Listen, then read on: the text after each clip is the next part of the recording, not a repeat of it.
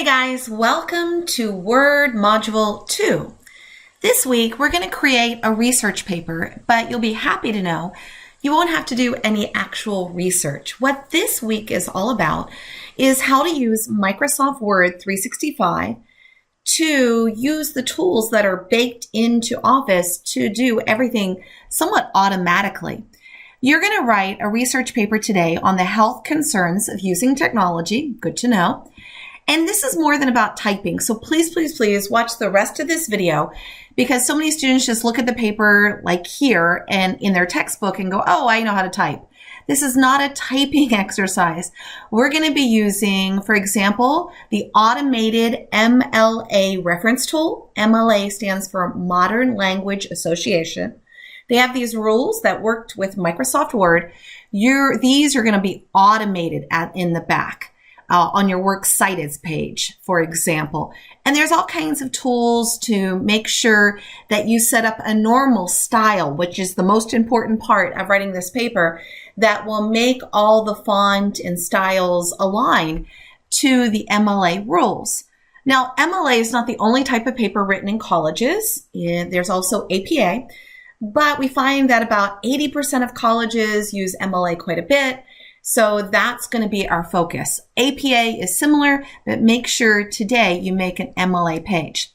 So open your textbook, get everything ready, and stop and start this video as we start our MLA paper right now.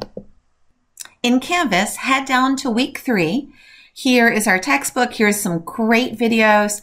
And let's click on our textbook project so that we can get the starter file from inside of MindTap and SAM. So it should open first and look something like this. Click Start. And then this is the reading. You can open it right now. And also click here to open your start file. It's going to be empty once again, but it will be all encoded and ready to roll. So I'm going to click Enable Edit. And here we are in Word 365. One of the first things that we're going to do right here is make sure everything is maximized. That means the screen is all the way large. Let's go ahead under our Home tab and Paragraph. Click the Show Hide button. This is really going to help us with spacing. But we're going to need to change the style of this document. Everybody look up here. It's Calibri, size 11, and that is not the requirement of what MLA requires in their layout.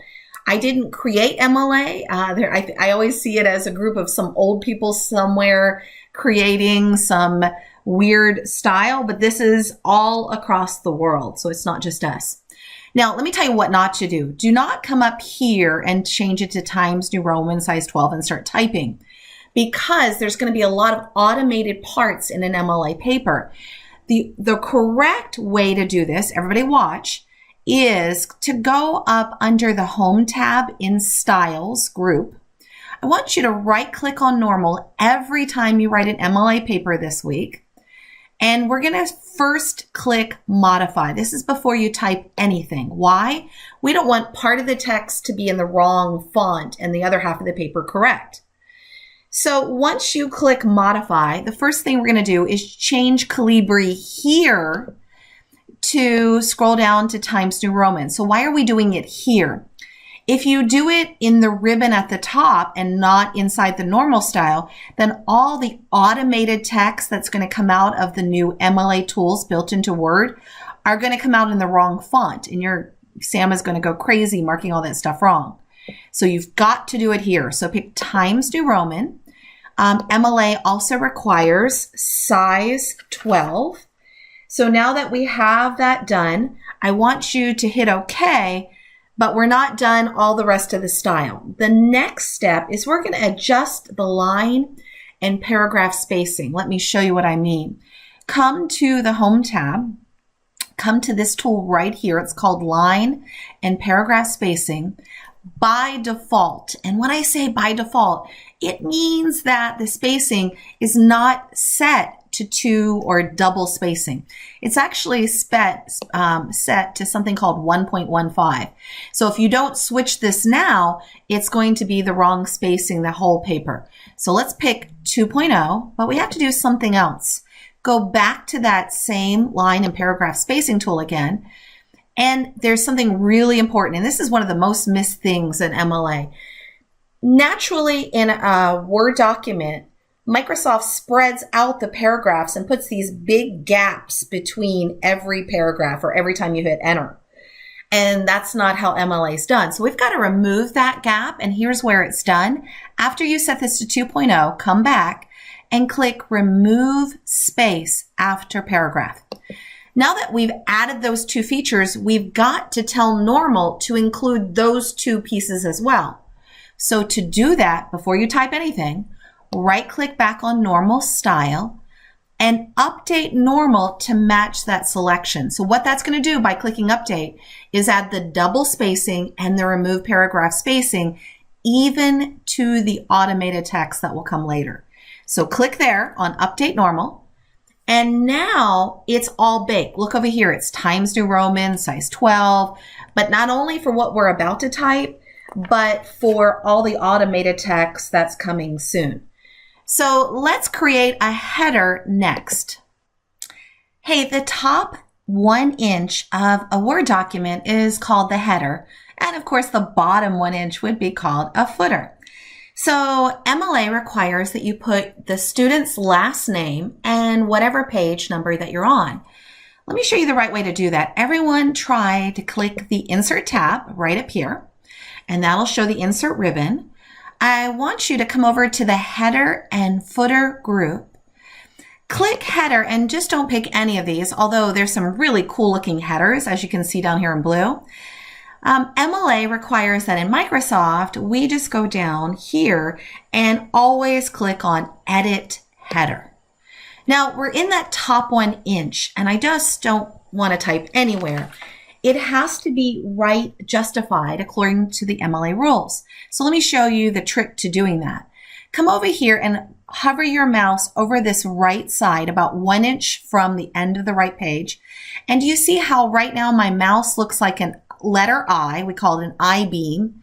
And there's like little lines to the right of it. This means if I double click right now or click one time, it'll right justify whatever I type. So let me click there. And now we're going to type in the last name of the student that's in this SAM project. Usually it would be your last name. In fact, when you do the drone paper later, use your information. But for right now, we're going to use the one that's in the book, and their last name is Yazzie. So capital Y-A-Z-Z-I-E.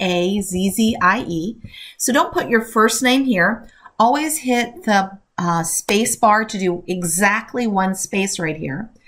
And never ever type the number 1. You say, well, this is page 1, Corinne. Well, here's the deal. If you type the page number 1 on every single page of this paper, it'll say number 1, and that's not cool.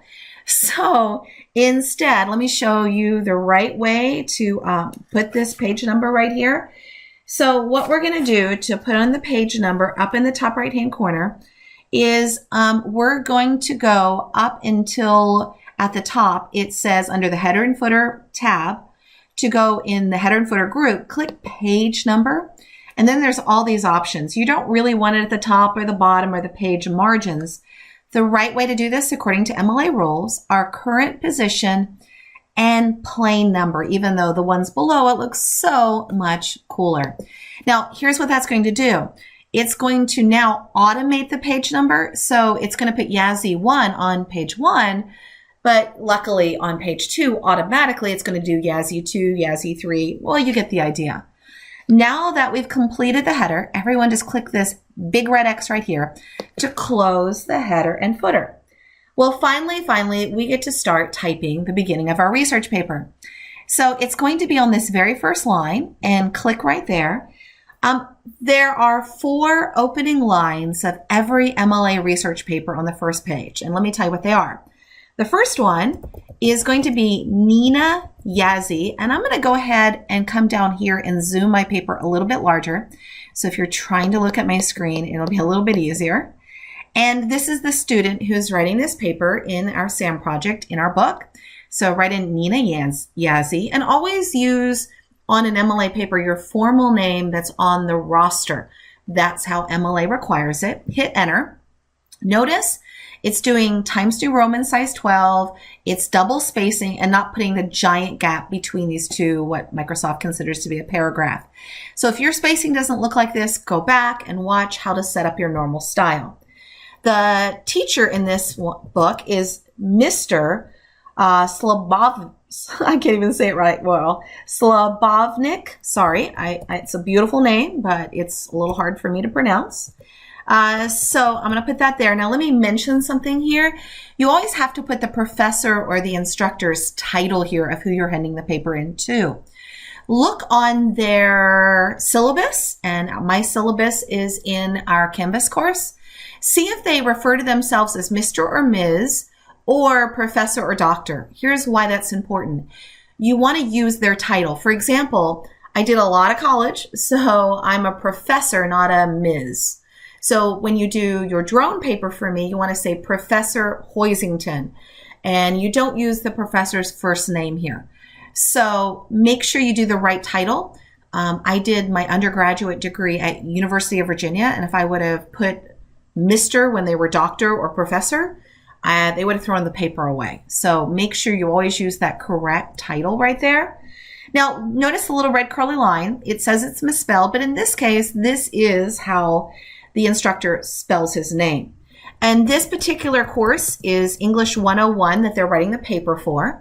Make sure you always look to spell out the letters of the course. So when you do your drone paper, don't put ITE 115, spell it out.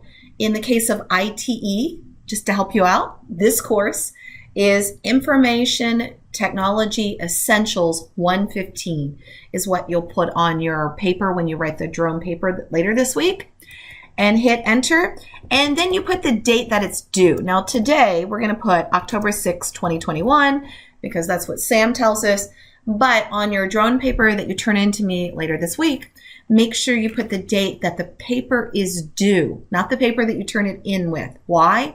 That way the professor knows which paper this actually is. Now we're going to hit enter, and now we're ready to put the title of the paper. And to do a title, it's pretty simple. Just come up in center, and our title is Health Concerns of Using Technology. No bold, nothing fancy. When you hit enter, you'll notice you're still centered.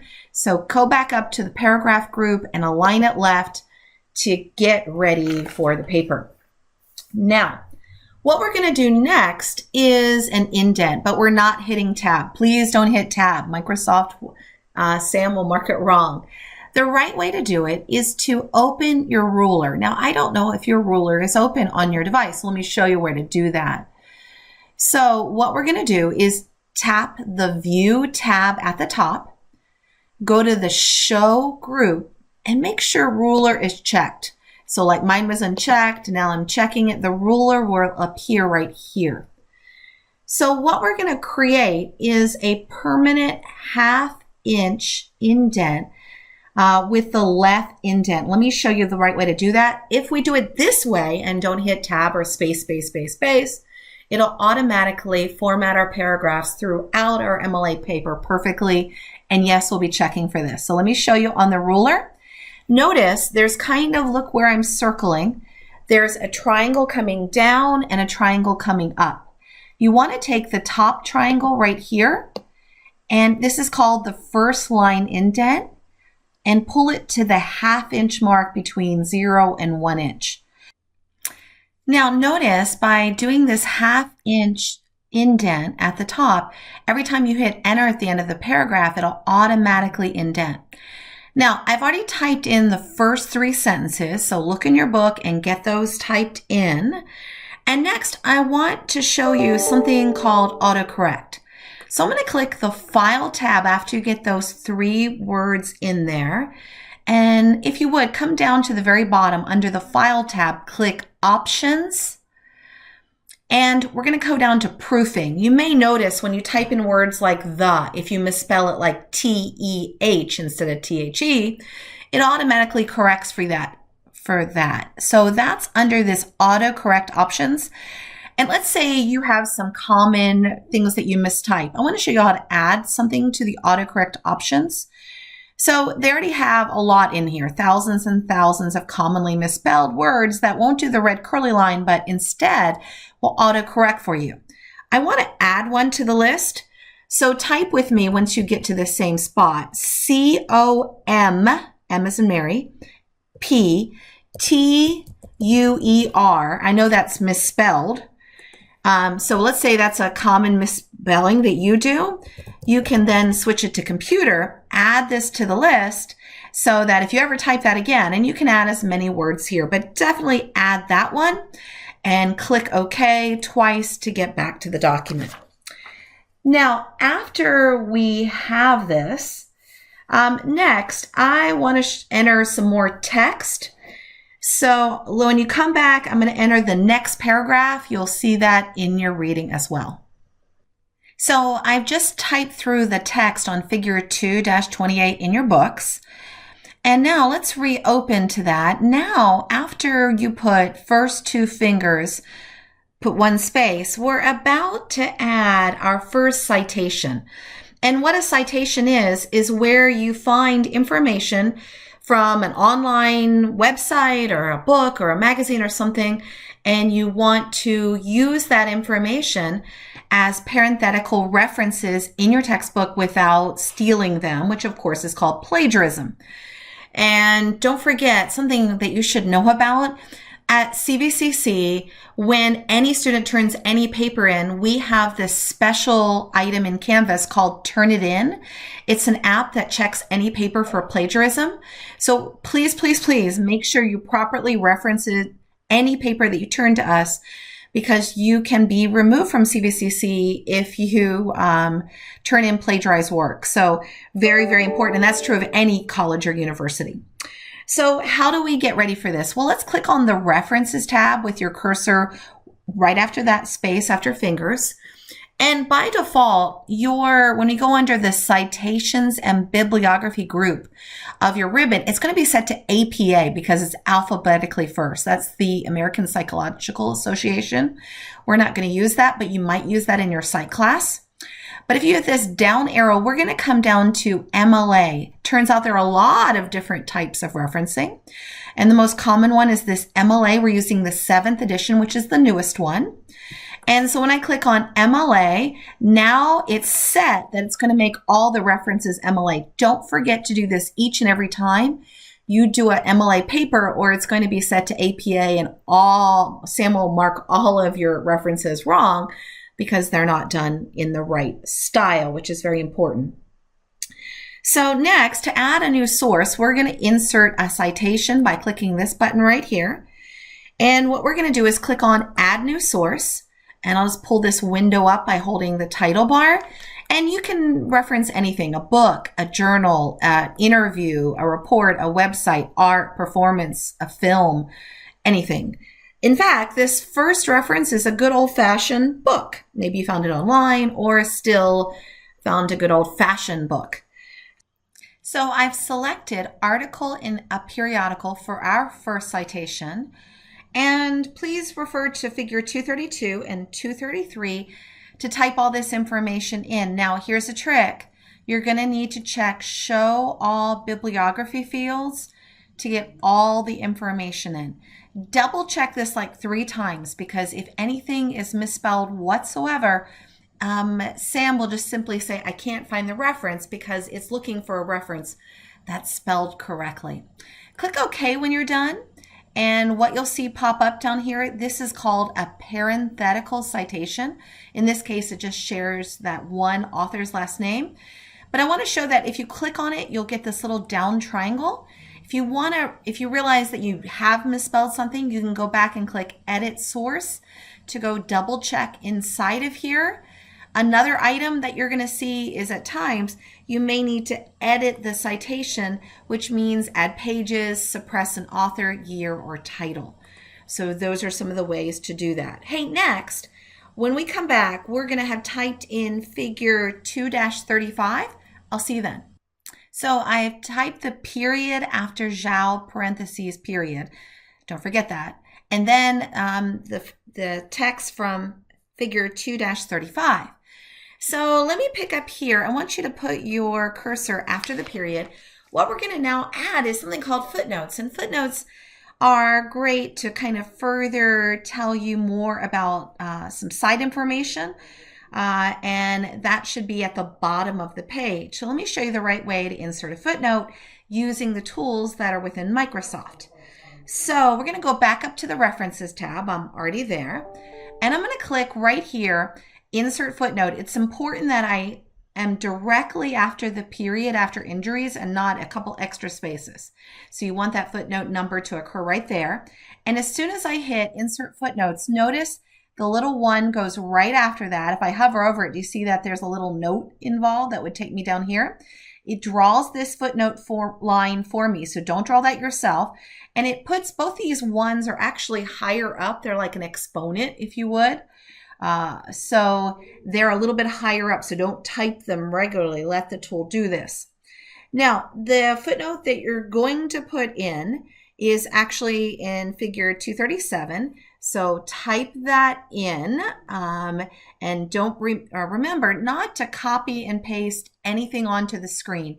That you're typing all this originally, or of course, the SAM tool won't accept your document. So everything has to be freshly typed. So I'll come back in a second with that. So I have that footnote and a space after untreated typed in. And now I want to put a citation, but in real life, you know how this rolls. Sometimes you don't have the information for it. So what you can do is do something called a placeholder. So let me show you that. Go back up to the References tab, click back on Insert Citation. Notice there's Shenli Zhao. That's not the one I want. I don't have all the source right now, so I'm just going to put Add New Placeholder. And instead of calling it Placeholder 1, let me just call it Clark. That's one of the author's last name. This particular one has 2 authors. And we'll come back to that a little bit later on. Notice it'll put Clark right there and put the period at the end of the sentence so that we don't forget to do that later. So now let me talk about the style of this footnote. As we've been typing, let me go to the Home tab and show you it's in Times New Roman size 10, which is kind of weird. If you remember, we set normal to be Times New Roman size 12. Well, that normal only refers to any of the typed text in the body of the document and nothing like a footnote. So let me show you how to do a style of a footnote. And you're going to need to do this each time, one time in the document. You don't have to do it for every footnote, but one time within that Word document. And this has to be done to do the MLA style. Let's right click on the footnote, and this is where style is located. And we're telling it what are the MLA rules here. And you see on this screen it says footnote text. I didn't have to click that, it was already there. So first thing I'm going to do is, it's doing Times New Roman right, but I have to modify the text. So I'm clicking modify, changing this to size 12. So that's the first thing I have to change. The second thing I have to change is the footnote's supposed to be double spaced in MLA, and notice it's not. So I'm going to come here. This is another way to do double space, is these 3 really wide separated lines. Don't do this one. That's 1.5, and this is double space. So now that's the second thing I have to identify. And the third one's the hardest to find. Click on Format and go to Paragraph right here. What we want to make sure when we go to Format and Paragraph is that we set the indentation right here to special. Here's the special we're going to pick.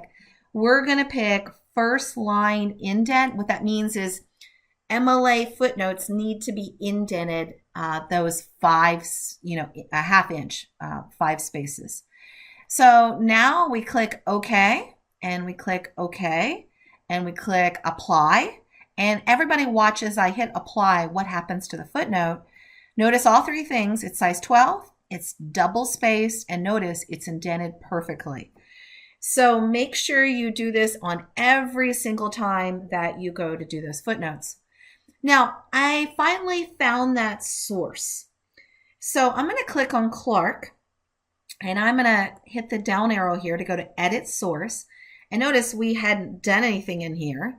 The first thing I need to change is it's not a periodical like last time. It's going to be a book. And it turns out I have two authors.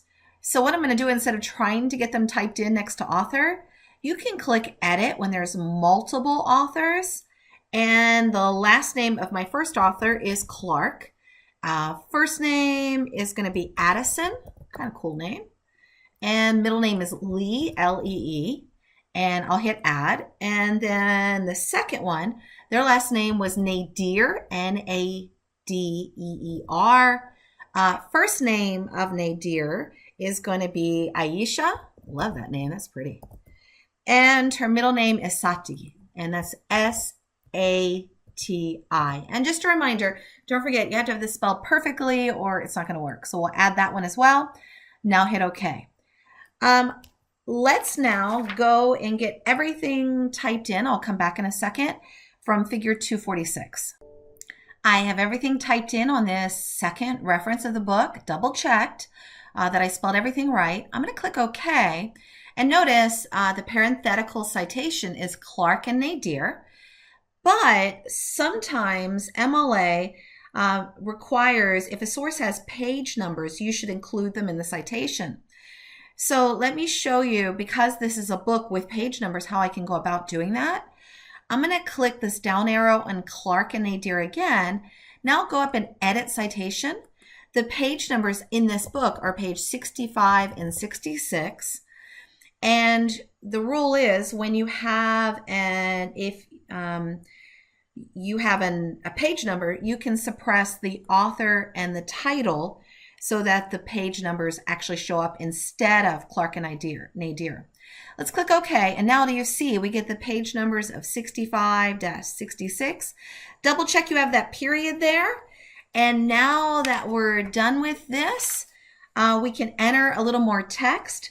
What you're now going to do is let's click after this number 1. Go ahead and hit enter. Notice it indents automatically because our half-inch indent on the ruler. And if you would, go ahead and type the text right above figure 2-50, and I'll see you in a sec. So I've typed the text in through sound period. Hey, just a quick reminder, make sure you're only putting one space after end of sentence punctuation, or like after a comma. That years ago, it was like 2, so don't ask your folks. Hey, let me show you something called word count. Down here in the bottom left-hand corner, it says 231 words. Hopefully you have that as well. That means you haven't left anything out. By the way, if you're not getting 231, go back and proofread, see what's messed up there. When I double-click on 231 words, we get this word count, and this is kind of neat to show you how many words in your document. A lot of your professors will say, instead of saying write a 2-page paper, they'll say something along the line of write a 500-word paper. Usually there's about 250 words on a full page. And also ask them, does that wording count your footnotes or endnotes, in this case, footnotes? So if you uncheck it, it wouldn't include that, so that we'd have 208. So please, please, please don't count through your paper. Always just look at that number down there. And now when a teacher assigns a 1,000-word paper, you'll know it's about 4 pages. Now, what we're going to do when I come back is if you would add the text that's on that next page. So type everything through hearing loss right there, and we'll pick up there. So I've done the typing in the book. Finally on page 2, notice it says Yazzie 2. I spelled it like it told me to, hearing, but it wants us to use spell check. So there's that red curly line. I can just right click and it will suggest for spelling the correct word. Sometimes, by the way, it'll also even tell you what it means. Sometimes if you misspell it bad enough, it doesn't have any idea, so it may not pop up like this, but I'm going to switch that to hearing.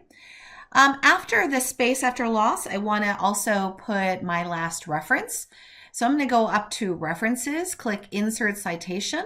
I'm going to add a new placeholder called Sanchez, and then put that in just a second. After Sanchez, I'm going to remember to put that period.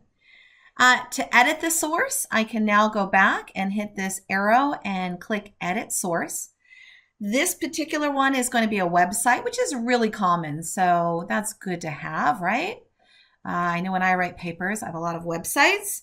And if you would type in what's in figure 253, come back in a sec. I've typed in the website reference for Jorge Mario Sanchez. I grew up in Miami. This one's really easy for me to do. I can speak Spanish as well.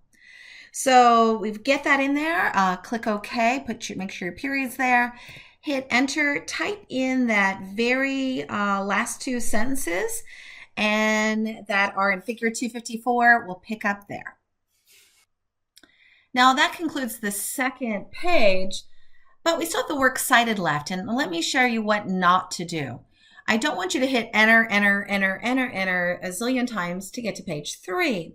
Because then the grader who reads this later on would have to hit enter, enter, enter, enter. So there's a much better way to do something called insert a page break.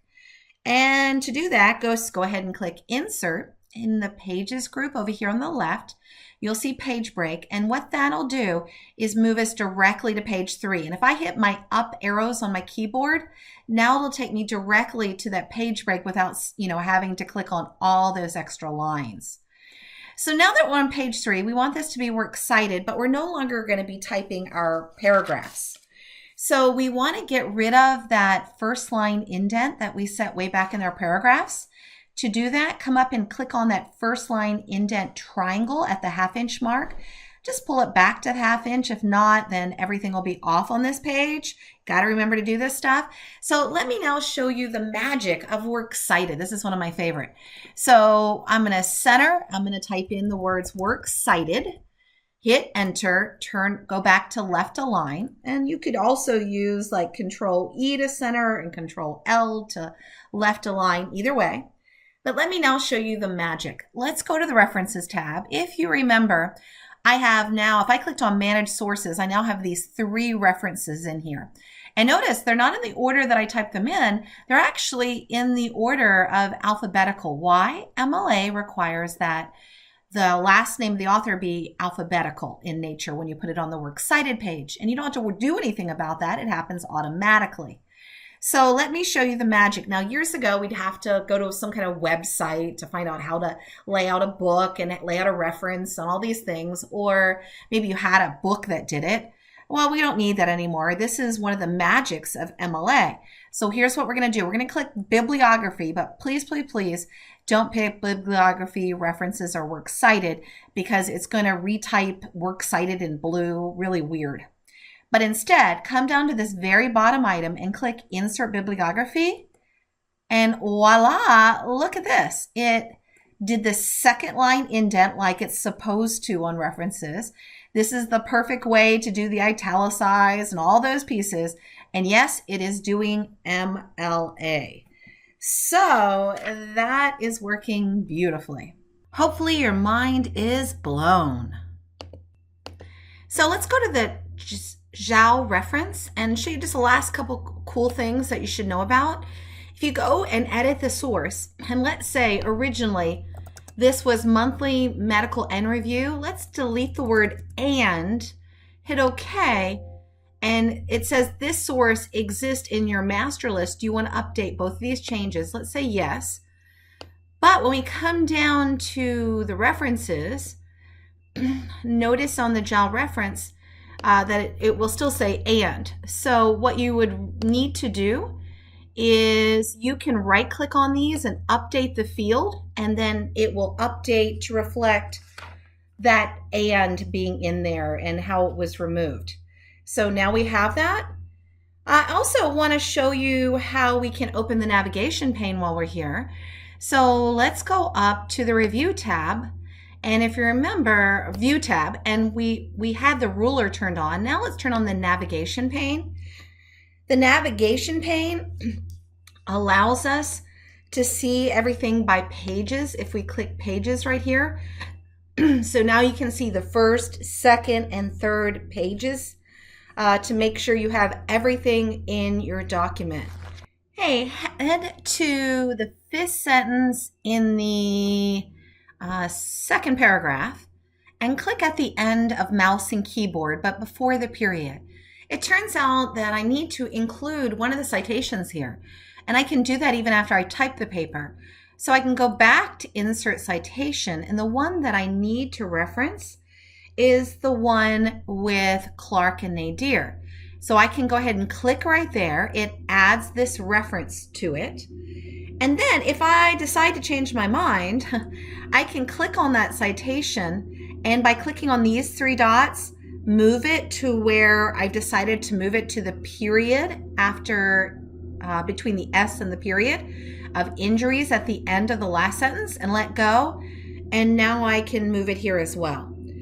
Also, I want to show you how to find text that you're looking for. So I'm going to come up to the Home tab in the Editing group, click Find, and up in this panel up here, I'm going to change that I'm looking for the word auditory, so AUDITORY.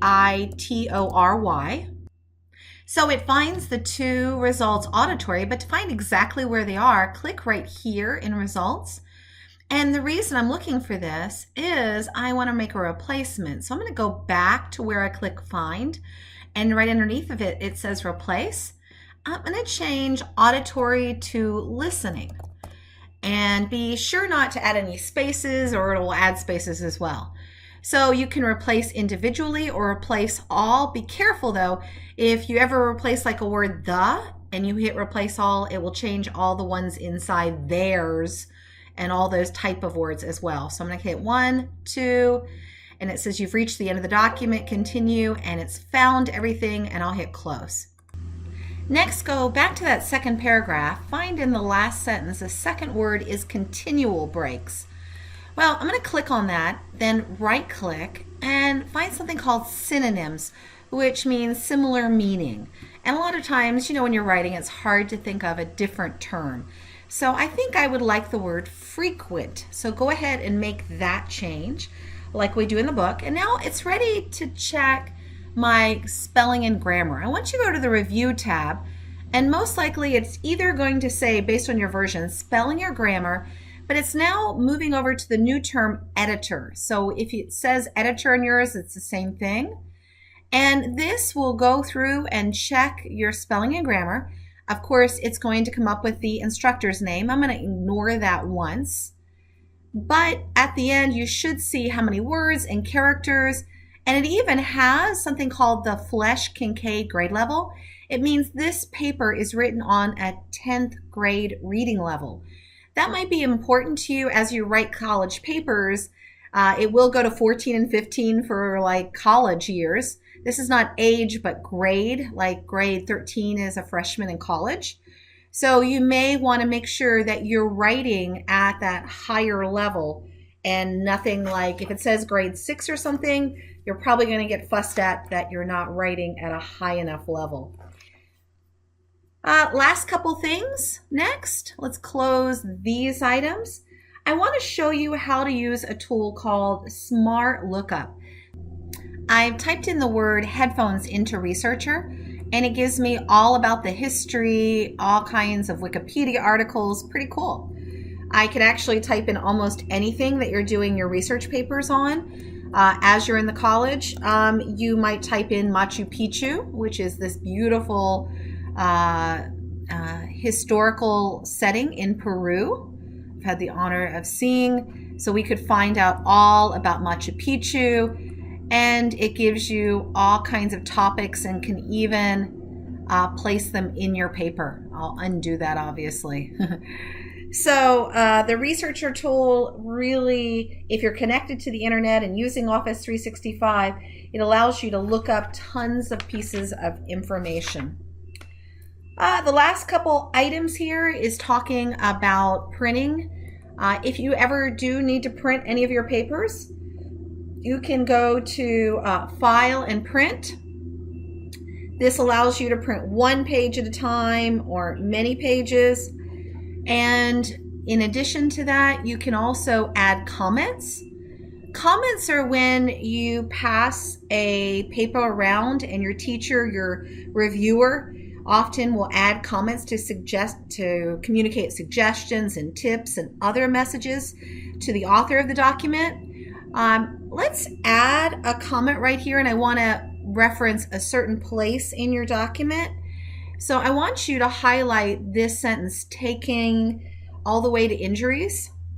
And I want to insert a comment right here. So I'm going to go under the review tab and click new comment. And by the way, this is how some of your professors will end up putting comments in here. So we can insert comments and put things in these comment views as well. Let's type in here, let's cover the hand and arm exercises in our brochure for patients with a period. Let me go back and fix that spelling. I make errors too. So make sure you leave that in there. We're going to insert another comment with lower volumes. I've highlighted the next to last paragraph, the last sentence, to loss, and added a second comment. Let's stress this point in our brochure for patients. And I do want to show you, you can go back to the previous comment and the next comment and move around all of your documents right there. We can even edit our document. Let's go back up to that previous one, and let's cover examples of the hand and arm exercises for the brochure. And so now we can move around as we go along there. We can even reply to these. Let me go to the next comment, for example, and we can hit reply right here. And let's put excellent idea. And I know we usually wouldn't, add a comment to our own, but if you have different reviewers looking at it from a business team, this would be how they do it. Now, if you don't want to continuously look at these comments, and now we'd like to delete a comment, we can delete them one at a time or delete all comments in document, especially after you've passed it around and now want it to be the final document. So click delete all comments in the document.